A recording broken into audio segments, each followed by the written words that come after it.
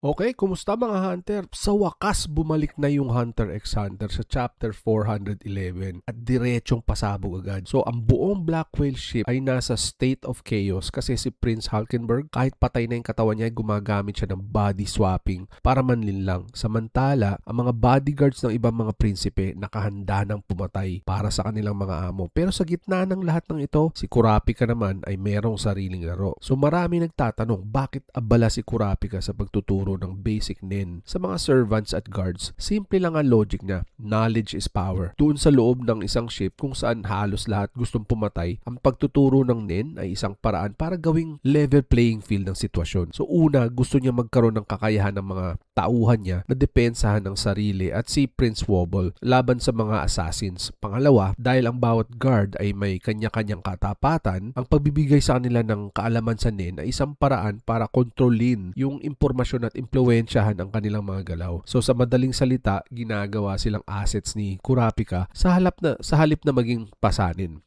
Tapos ipinaliwanag din ni Kurapika ang malalim na mekanismo ng succession war. Ang ritual na ito ay hindi lang basta patayan. Ito ay isang sacred energy convergence. Ibig sabihin, ang dugo, sakripisyo at ang resolve ng mga kalahok ay nagpapalakas sa enerhiya ng buong Kakin Empire. So dito, nagpapakita ng talino si Kurapika. Alam niya na ang buong system ay nakadepende sa Nen vows and restrictions.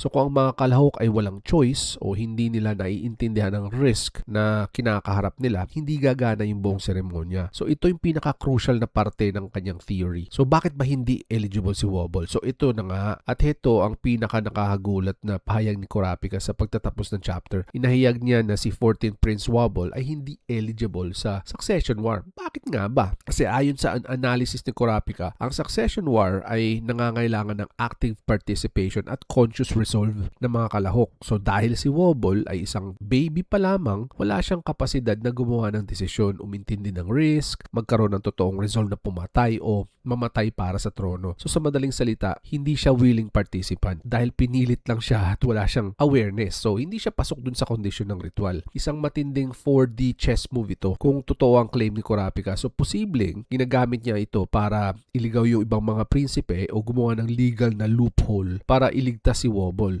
Pero ang tanong, bluff ba ito ni Kurapika o may hawak siyang ebidensya mula sa Justice Bureau na magpapabagsak sa buong Succession War? So nakita natin ang huling panel na pati si Quen Oito ay gulat na gulat o baka natatakot siya dun sa plano ni Kurapika. So sa tingin nyo, totoo bang hindi eligible sa Wobble o ito ang magiging mitya na mas malaking gulo sa barko? So comment mo down below.